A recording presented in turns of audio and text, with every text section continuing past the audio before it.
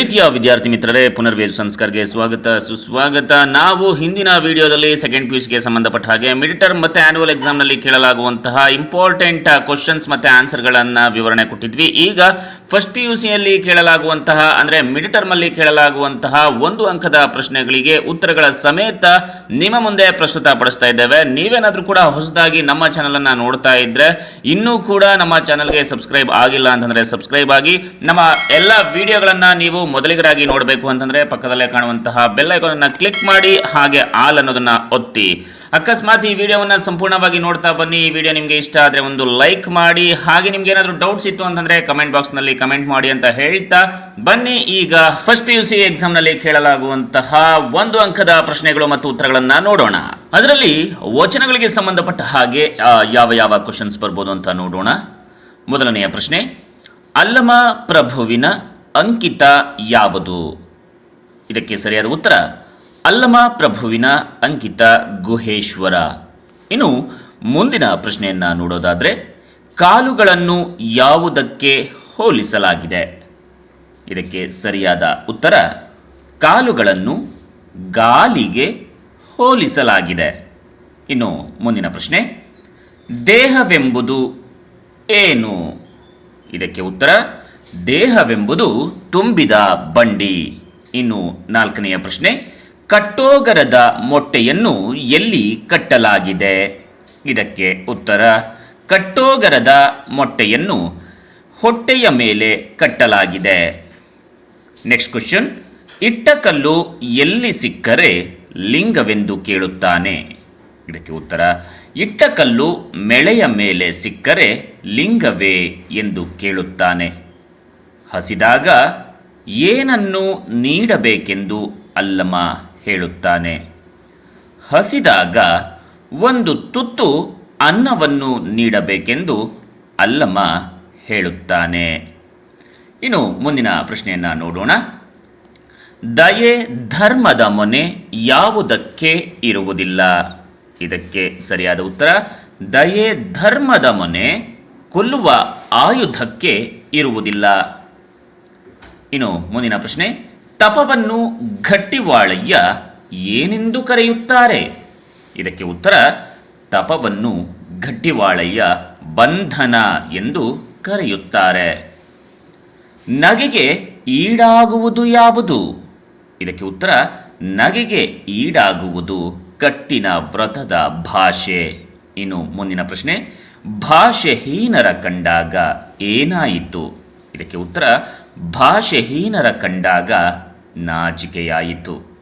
ಮುಂದಿನ ಪ್ರಶ್ನೆ, ಗಟ್ಟಿವಾಳಯ್ಯನ ಅಂಕಿತ ಯಾವುದು?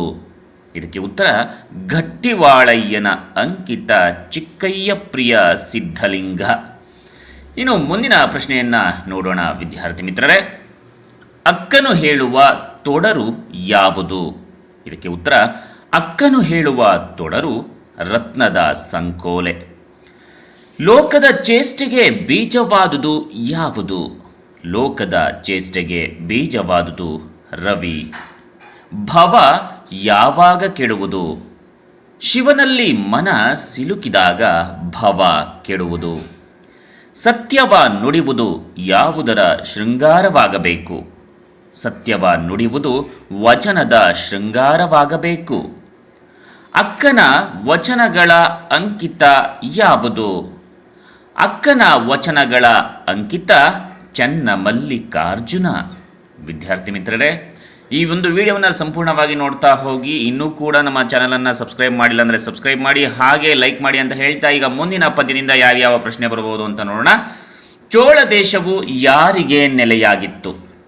ಇದಕ್ಕೆ ಉತ್ತರ ಚೋಳ ದೇಶವು ಶಿವ ಭಕ್ತರಿಗೆ ನೆಲೆಯಾಗಿತ್ತು. ಚೋಳ ದೇಶವನ್ನು ಆಳುತ್ತಿದ್ದ ದೊರೆ ಯಾರು?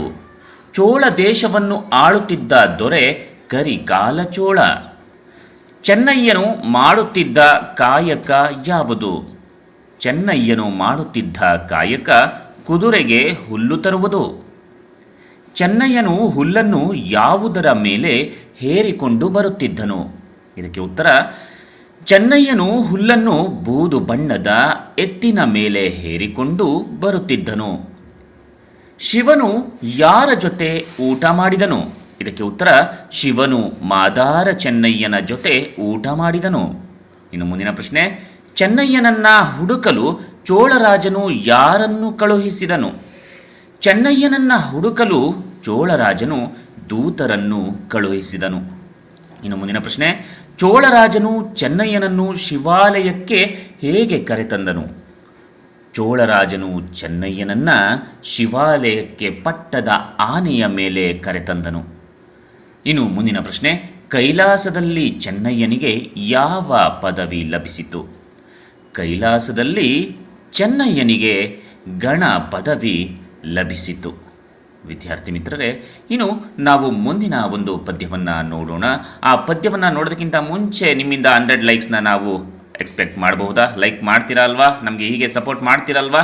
ಹಾಗಾದರೆ ಬನ್ನಿ ಮುಂದಿನ ಒಂದು ಪದ್ಯದ 1 ಅಂಕದ ಪ್ರಶ್ನೆಗಳನ್ನು ಈಗ ನೋಡೋಣ. ಅದರಲ್ಲಿ ಅಖಂಡ ಕರ್ನಾಟಕವನ್ನು ಹರಸುತ್ತಿರುವವನು ಯಾರು? ಅಖಂಡ ಕರ್ನಾಟಕವನ್ನು ಹರಸುತ್ತಿರುವವನು ದೇವಗಾಂಧಿ. ಇಂದು ಬಂದು ನಾಳೆ ಹೋಗುವುದು ಯಾವುದು? ಇಂದು ಬಂದು ನಾಳೆ ಹೋಗುವುದು ಸಚಿವ ಮಂಡಲ. ಸಿರಿಗನ್ನಡವನ್ನು ಯಾವುದಕ್ಕೆ ಹೋಲಿಸಲಾಗಿದೆ? ಸಿರಿಗನ್ನಡವನ್ನು ವಜ್ರಕರ್ಣ ಕುಂಡಲಕ್ಕೆ ಹೋಲಿಸಲಾಗಿದೆ. ಅಖಂಡ ಕರ್ನಾಟಕದ ಚಕ್ರವರ್ತಿ ಯಾರು? ಅಖಂಡ ಕರ್ನಾಟಕದ ಚಕ್ರವರ್ತಿ ನೃಪತುಂಗ. ಅಖಂಡ ಕರ್ನಾಟಕದ ಮುಖ್ಯಮಂತ್ರಿ ಯಾರು? ಅಖಂಡ ಕರ್ನಾಟಕದ ಮುಖ್ಯಮಂತ್ರಿ ಪಂಪ. ಸರಸ್ವತಿಯು ಯಾವ ಸಂಸ್ಕೃತಿಯನ್ನು ಮೆರೆಯಲು ಕರ್ನಾಟಕವನ್ನು ರಚಿಸಿದ್ದಾಳೆ? ಸರಸ್ವತಿಯು ಆತ್ಮ ಸಂಸ್ಕೃತಿಯನ್ನು ಮೆರೆಯಲು ಕರ್ನಾಟಕವನ್ನು ರಚಿಸಿದ್ದಾಳೆ. ಕರ್ನಾಟಕವು ಯಾರ ಹೃದಯಗಳಲ್ಲಿ ಹೊತ್ತಿರುವ ದೀಪವಾಗಿದೆ? ಕರ್ನಾಟಕವು ಶರಣರ ಹೃದಯಗಳಲ್ಲಿ ಹೊತ್ತಿರುವ ದೀಪವಾಗಿದೆ. ಇನ್ನು ಛಲದ ಚಂಡಿ ಯಾರು? ಇದಕ್ಕೆ ಸರಿಯಾದ ಉತ್ತರ ಛಲದ ಚಂಡಿ ಕನ್ನಡ ದೇವಿ. ಇನ್ನು ಮುಂದಿನ ಒಂದು ಪದ್ಯವನ್ನು ನೋಡೋಣ. ಅದರಲ್ಲಿ ಯಾವ ಯಾವ ಪ್ರಶ್ನೆ ಬರುತ್ತೆ ಅಂತ ನೋಡೋಣ. ಅದರಲ್ಲಿ ಹುಟ್ಟಿನೊಂದಿಗೆ ಅಂಟಿ ಬಂದ ಯಾವುದನ್ನು ಕಳೆಯಬೇಕು? ಹುಟ್ಟಿನೊಂದಿಗೆ ಅಂಟಿ ಬಂದ ಚಿತ್ತದಾಸ್ಯವನ್ನು ಕಳೆಯಬೇಕು. ದವಡೆ ಏಕೆ ದಣಿದಿದೆ? ಇದಕ್ಕೆ ಉತ್ತರ ಮೆಲುಕಿ ಹಾಕಿ ಹಾಕಿ ದವಡೆ ದಣಿದಿದೆ. ಇನ್ನು ಮುಂದಿನ ಪ್ರಶ್ನೆ, ನಾಡು ಯಾವುದಕ್ಕೆ ತಾಳ ಹೊಡೆದಿದೆ? ನಾಡು ಉನ್ಮತ್ತ ನಾಟ್ಯಕ್ಕೆ ತಾಳ ಹೊಡೆದಿದೆ. ಕಡಲನ್ನು ಕಡೆದಾಗ ಏನು ಬಂತು? ಇದಕ್ಕೆ ಉತ್ತರ ಕಡಲನ್ನು ಕಡೆದಾಗ ವಿಷ ಬಂತು. ಇನ್ನು ಮುಂದಿನ ಪ್ರಶ್ನೆ, ನಾಡಿಗೆ ಯಾರ ಕಾಟ ಕೊನೆಗೊಂಡಿದೆ? ಇದಕ್ಕೆ ಉತ್ತರ ನಾಡಿಗೆ ಕಡಲುಗಳ್ಳರ ಕಾಟ ಕೊನೆಗೊಂಡಿದೆ. ಇನ್ನು ಮುಂದಿನ ಪ್ರಶ್ನೆ, ಕ್ಷಾತ್ರವಧೆ ಮಾಡಿದವನು ಯಾರು? ಇದಕ್ಕೆ ಉತ್ತರ ಕ್ಷಾತ್ರವಧೆ ಮಾಡಿದವನು ಪರಶುರಾಮ, ಅಂದರೆ ಜಾಮದಗ್ನಿ. ಇನ್ನು ಮುಂದಿನ ಪ್ರಶ್ನೆ, ಇರುಳ ಬಸಿರು ಬಗೆದು ಬರಬೇಕಾಗಿರುವುದು ಯಾವುದು? ಇರುಳ ಬಸಿರ ಬಗೆದು ಬರಬೇಕಾಗಿರುವುದು ಉದಯ ರಾಗ. ವಿದ್ಯಾರ್ಥಿ ಮಿತ್ರರೇ, ಮುಂದಿನ ಒಂದು ಪದ್ಯವನ್ನು ನೋಡೋಣ. ಮಗು ಕಣ್ಣನ್ನು ಎಲ್ಲಿ ಅರಳಿಸುತ್ತದೆ? ಇದಕ್ಕೆ ಉತ್ತರ ಹಣ್ಣಿನಂಗಡಿಯ ಮುಂದೆ ಮಗು ಕಣ್ಣನ್ನು ಅರಳಿಸುತ್ತದೆ. ತಿರುವಿನಲ್ಲಿ ಅವತರಿಸುವ ವಾಹನ ಯಾವುದು? ತಿರುವಿನಲ್ಲಿ ಅವತರಿಸುವ ವಾಹನ ಕಪ್ಪುಲಾರಿ. ಮಗುವು ಯಾವುದರ ಹಾಗೆ ಬಾಗಬೇಕು? ಮಗುವು ಪಕ್ವಗೊಂಡ ಬಾಳೆಯ ಹಣ್ಣಿನಂತೆ ಹಾಗೆ ಬಾಗಬೇಕು.